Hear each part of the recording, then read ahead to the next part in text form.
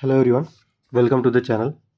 Basically ये video में SSC जो सीजीएल हुआ 2024 इसमें जो स्कैम हुआ बेसिकली उसके बारे में आप लोगों से डिस्कस करने वाला। 2024 का जो हुआ था, टायर 1 की भी बात करूंगा और टायर 2 की बात कर रहा हूँ। और मैं टाइपिंग टेस्ट की बात नहीं कर रहा हूँ, बहुत सारे लोग बता चुके। इसके अदर दिन मैं आपको एक चीज़ बता रहा हूँ कि इसमें क्या हुआ कि बहुत बड़ी गड़बड़ी हुई, धांधली गड़बड़ी घोटाला कुछ भी बोल रहा हूँ आप लोग। तो डायरेक्टली पॉइंट पे आता हूँ। देखिए क्या हुआ एसएससी सीजीएल टायर 2 में। टाइपिंग की बात तो छोड़ ही दो, टाइपिंग के अलावा जो मेजर जो इशू था जो छुप गया है ना, किस चक्कर में। एक तो पहली चीज़ किस कारण से छुप गया क्योंकि टाइपिंग टेस्ट को बहुत ज़्यादा हाइप मिल गई, उसका तो उन्होंने री एग्ज़ाम करवा लिया। एंड सेकेंड चीज़ क्या हुआ कि जो आंसर किया है उसमें इतने सारे नंबर दिए कि लोग बाग अपने मार्क्स के पीछे ही पड़ गए कि जो कट ऑफ है बहुत हाई जाएगा, कोई बोल रहा 340 जाएगा, कोई बोल रहा 350-60 ऐसा जाएगा। बट बेसिकली इन सब के कारण क्या हुआ कि जो मेन चीज़ है जिसके कारण बच्चों का नुकसान हुआ वो चीज़ छुप गई।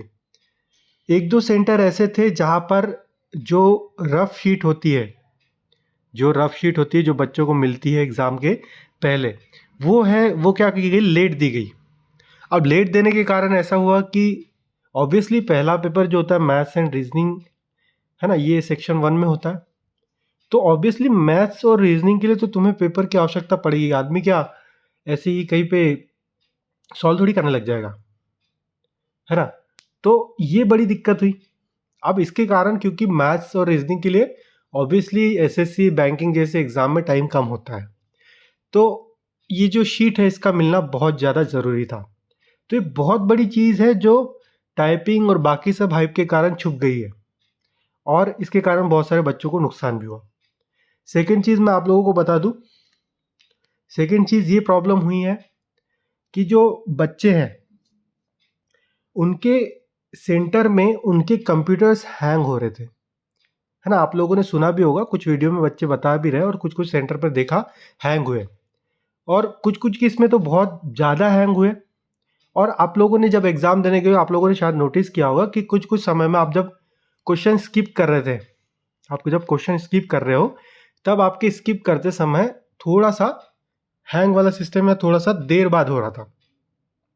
तो ये भी एक मेजर इशू है क्योंकि जब आप आगे बढ़ोगे तो ऑब्वियसली आपके कुछ सेकंड खत्म हो जाएंगे और उन्हीं सेकंड में आप एक हाथ दो क्वेश्चन तो कर सकते हो, है ना। और हो सकता है 2 क्वेश्चन ज़्यादा कर लेने से आपके 3 नंबर के हिसाब से 6-7 नंबर ज़्यादा हो जाए और आपको किसी एक जॉब को आप किसी एक जॉब को पाने में रह जाओ, ऐसा भी तो हो सकता है।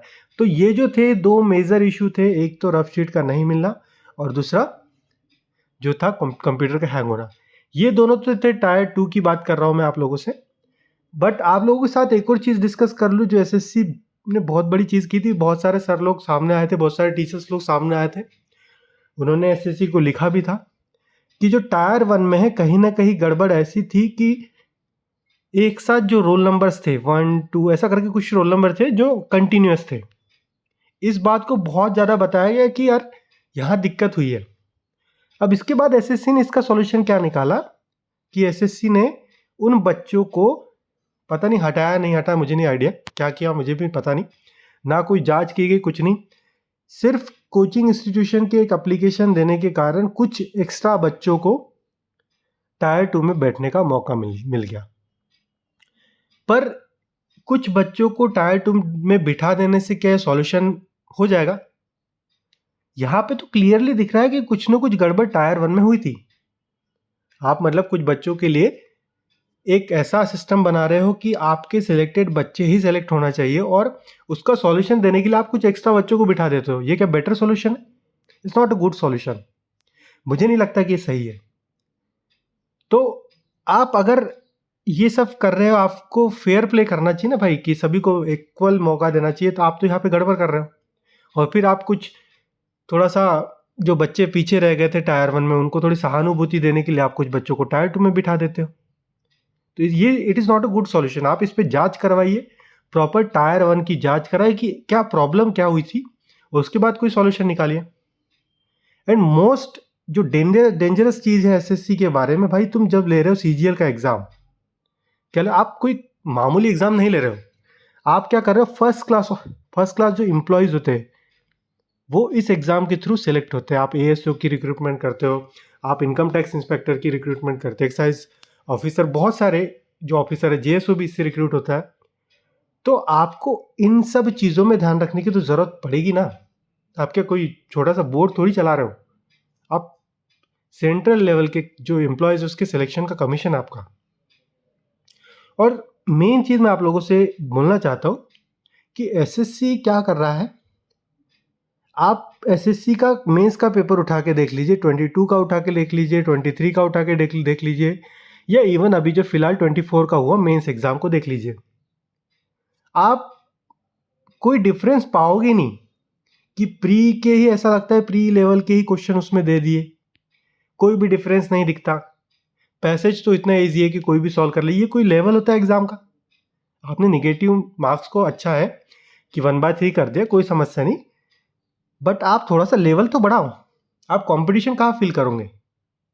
एक दो माइन्यूट मिस्टेक के कारण कोई भी पीछे रह सकता है। ये कोई एग्जाम लेने का तरीका है? तो यही मेरा एसएससी से क्वेश्चन है, और आप लोग भी इस चीज़ को समझिए। आप एसएससी को लिखिए, मैं भी अपनी तरफ से एसएससी को एप्लीकेशन डाल रहा हूँ कि जो टायर 1 के रिजल्ट के बारे में कुछ जांच नहीं, और आप लोगों ने कुछ बंदों को बिठा दिए, कैसे हुआ। दूसरी चीज़, जो बच्चों ने हैंग वाला जो इशू था उसको फेस किया, और कुछ बच्चों को रफ शीट नहीं मिली, है ना। कब? टायर 2 की बात कर रहा हूँ। तो बेसिकली ये कुछ मुद्दे हैं जो टाइपिंग टेस्ट और जो मार्क्स बहुत ज़्यादा हाई कट ऑफ जा रहा है, इसके कारण नीचे दब चुका था। इसको मैं चाहता हूँ कि आप लोगों के सामने लाऊं। आप भी इस चीज़ को समझो और एसएससी को ज़रूर लिखो। Thank you so much.